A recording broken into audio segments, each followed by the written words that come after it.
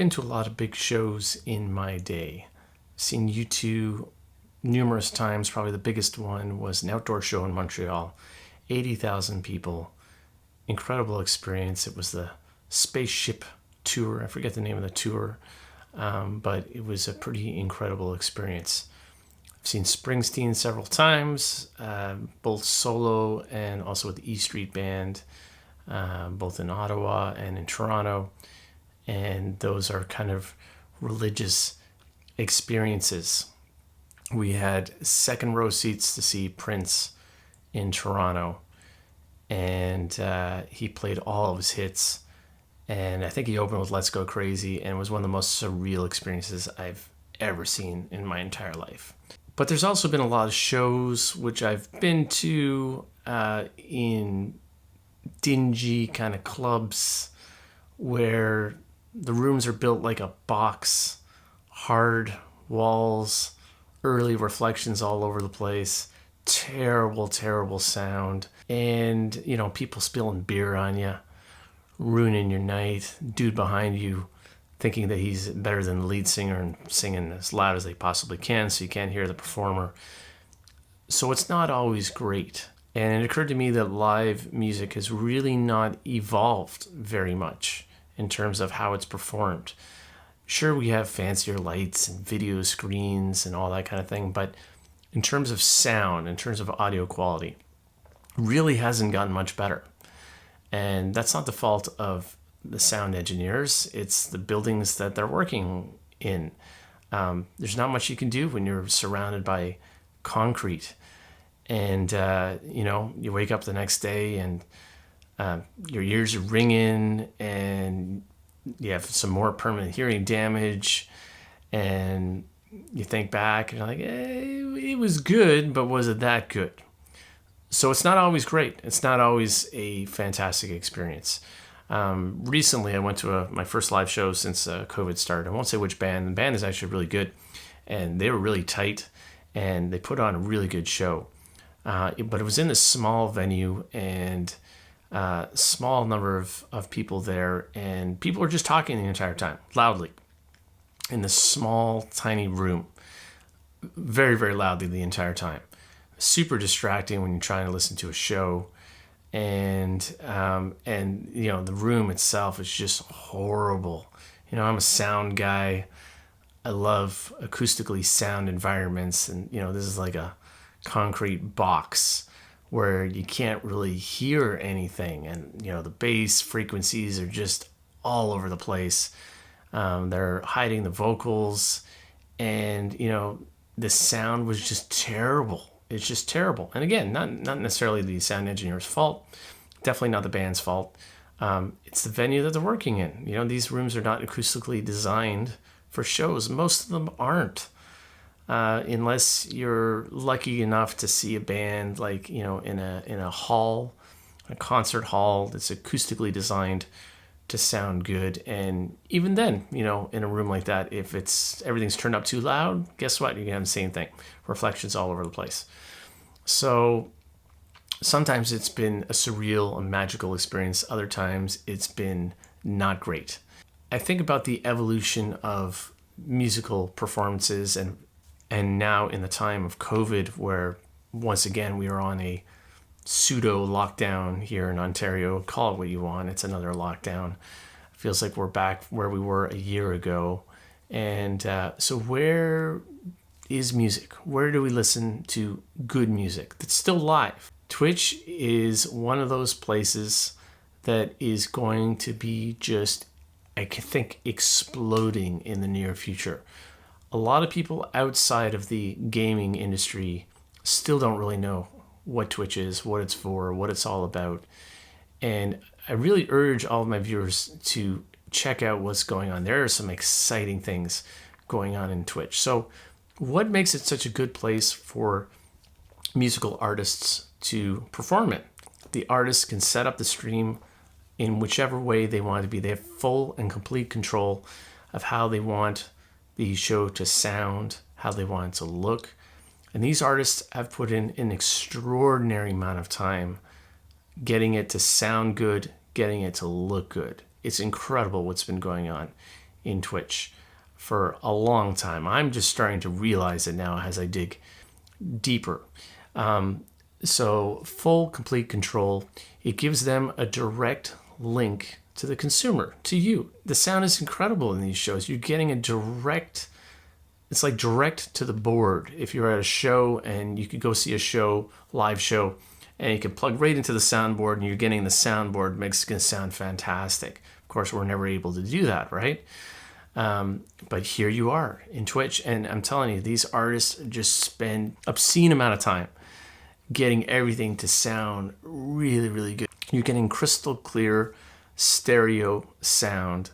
If you have a nice pair of headphones or a decent set of speakers, it's just, you're gonna get incredible direct sound.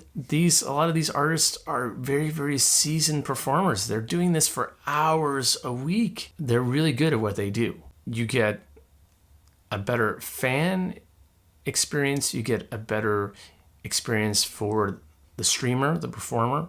You also get a direct link from a fan back the other way to the performer.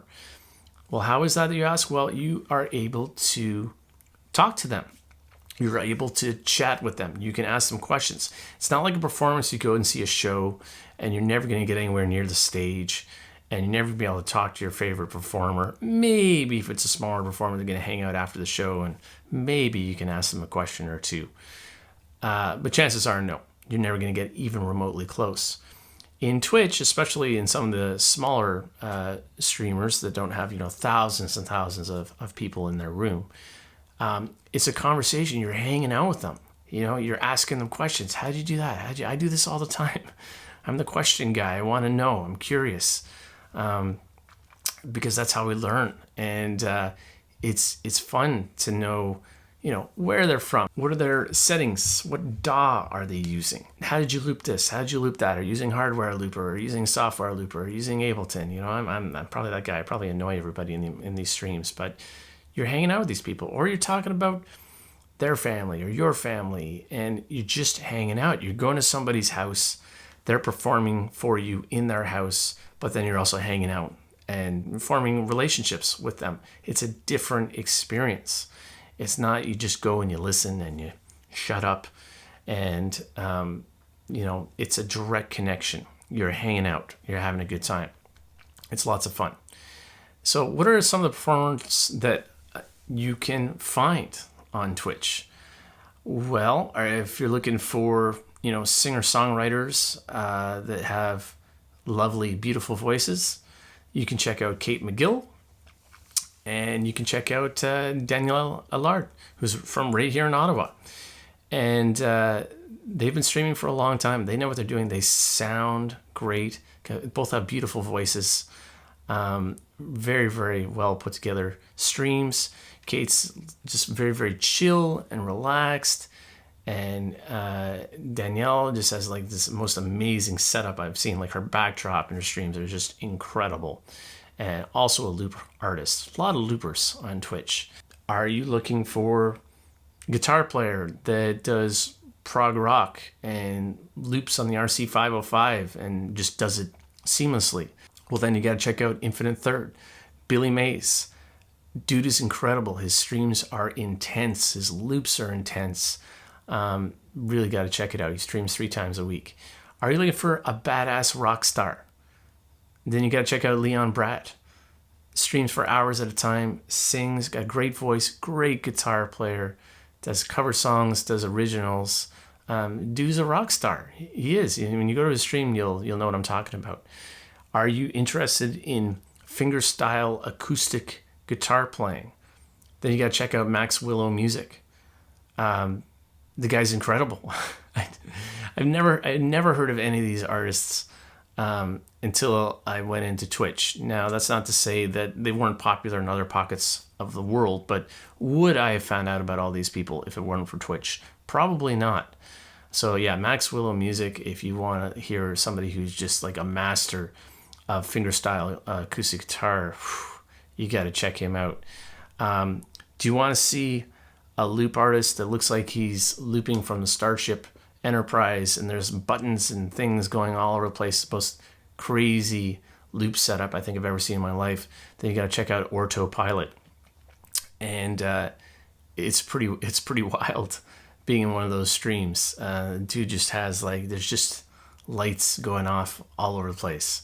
And he really knows how to loop. He puts on a great show. Are you looking for somebody that plays piano and does some looping, kind of a modular piano sort of setup? Then you got to check out Heyman Music. How would I find out about this person? Because of the other, Twitch artists that I'm hanging out with. They're like, you got to check out these other channels, and we're kind of discovering the content together. And then I haven't even gotten to this huge, massive ambient explosion. Ambient music is exploding on Twitch right now. Now, is it all because of Andy Othling? Maybe. It could very well be. I talk about Andy a lot, also known as Lowercase Noises. I've been a fan of his for a long time.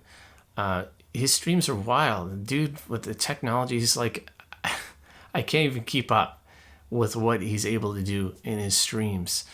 He is like a streaming ambient music connoisseur.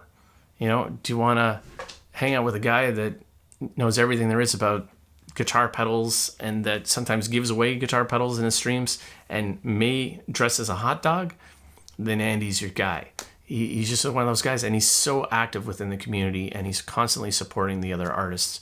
And so Andy Othling, I talk about him pretty much almost every episode lately.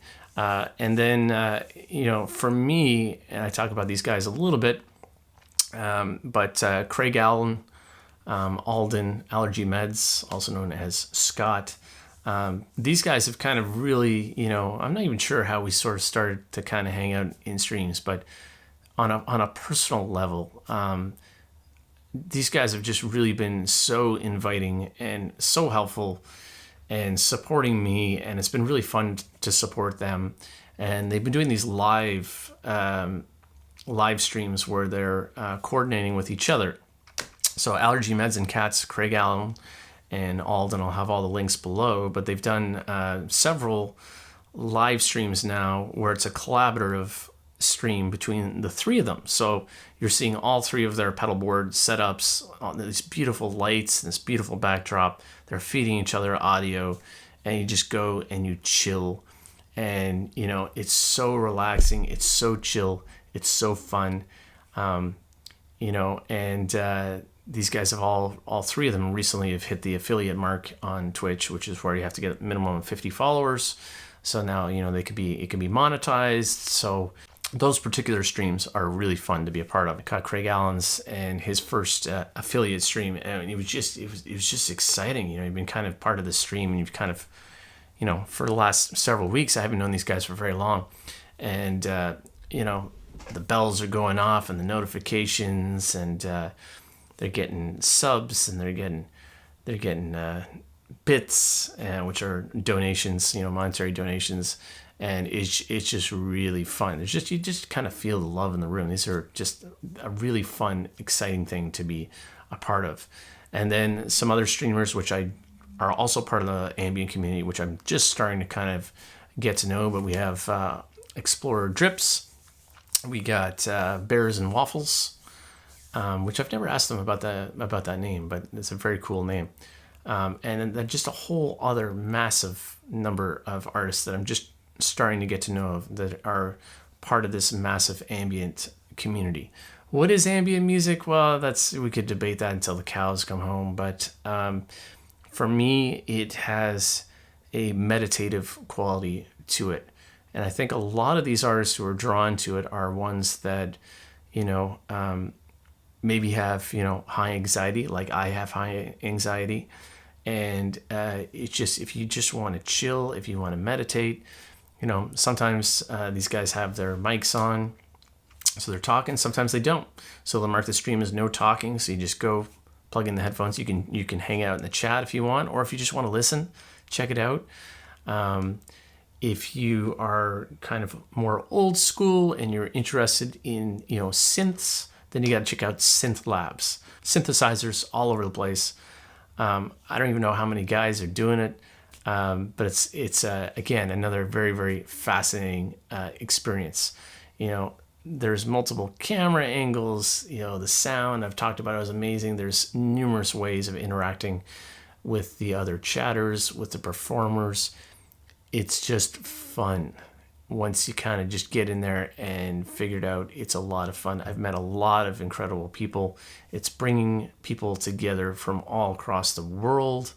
I've met a bunch of people from the States, fellow Canadians, people from the UK, Sylvia from the Netherlands. She's been a big, big fan for me, which has been so helpful. She's been there from the beginning.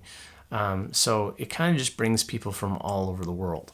A lot of us are, fathers or mothers, with kids, and with lockdowns all over the place, and we're stuck at home, and it just feels like we're maybe a little bit less alone because we're connecting with all these people all across the world. So I'm having a ton of fun. You really got to check it out. That's just like the tip of the iceberg. The performers, there's a ton that I've probably forgotten about. But that's just to give you an idea of how good the performers are on there. So check it out if you haven't already. Twitch is free to follow. Okay, so you can follow anyone on there. Click on the follow, turn on your notifications, and then you can see when they're live. Similar to what's on YouTube when you turn on the notifications. But then there's other ways that you can support them, and you're going to want to support them when you're in these streams because they're putting so much time and so much effort into it that you're going to want to support them. You're going to want to help them, and we're all helping each other. It's funny, it's like this money, it's like the pot of money, and then we go to each other's streams and we throw the money out there, and then they come in our stream and they throw the money back. It's kind of funny how it's working, but it's a lot of fun. And so there you go, my friends. Twitch, I still think, is the future of music. If you haven't checked it out, check it out. I'll put links in the description of all the artists that I've talked about, and just give it a try. You'll be amazed at the wealth of high quality content that is on there. I think the music category of Twitch is just going to continue to experience exponential growth. Stay safe. Catch you in the next one.